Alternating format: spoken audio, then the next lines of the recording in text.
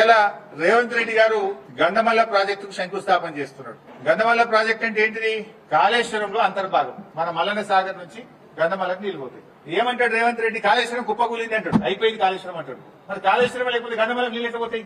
ఇలా పోయింది, ఆడికి పోయింది. ఏది భువనగిరి జిల్లా, యాదాద్రి జిల్లాకు పోయి బీఆర్ఎస్ ప్రభుత్వం కాళేశ్వరంలో భాగంగా రూపొందించిన గంధమల్లకు ఇలా కొబ్బరికాయ కొడుతుంది. మరి కాళేశ్వరం కుప్పకూలిందన్న రేవంత్ రెడ్డి మరి గంధమల్లకి ఎట్లా కొబ్బరికాయ కొడుతున్నావు? గంధమల్లకి నీళ్లు పోవాలంటే ఆడికి వెళ్ళిపోవాలి. మల్లన్న సార్కి ఎడికెళ్ళి వస్తాయి, రంగనాయక సార్కి ఎడికెళ్ళి వస్తాయి, మిడ్ మానేర్కెళ్ళి ఎడికెళ్ళి వస్తాయి, ఎల్లంపల్లికి వస్తాయి. ఇదంతా కాళేశ్వరం కాదు. మరి కాళేశ్వరం కుప్పకూలింది, 1,00,000 కోట్లు పోయినాయని రోజు పొద్దుగా లేస్తే వల్ల వేస్తావు కదా. మరి కాళేశ్వరమే కూలిపోతే గంధమల్లకు నీళ్ళు ఎక్కడియో రేవంత్ రెడ్డి చెప్పాలి కదా సమాధానం. ఇది అంతా కూడా రాజకీయాల కోసం రేవంత్ రెడ్డి మాట్లాడితే తప్ప ఆయన మాటల్లో నిజాయితీ లేదు. గోబల్స్ ప్రచారం కాంగ్రెస్ నాయకులు చేస్తుండ్రు. కాళేశ్వరం ఇంటాక్ట్ ఉన్నది, కేవలం 2 పిల్లర్లు వంగినాయి. నీకు చిత్తశుద్ధి ఉంటే 3 నెలలు చేయొచ్చు దాన్ని. కానీ దానికి నువ్వు ఇలా కాళేశ్వరం కూలిందని ప్రజలను తప్పుదో పట్టించి రాజకీయంగా లబ్ధి పొందే ప్రయత్నం చేస్తున్నావు.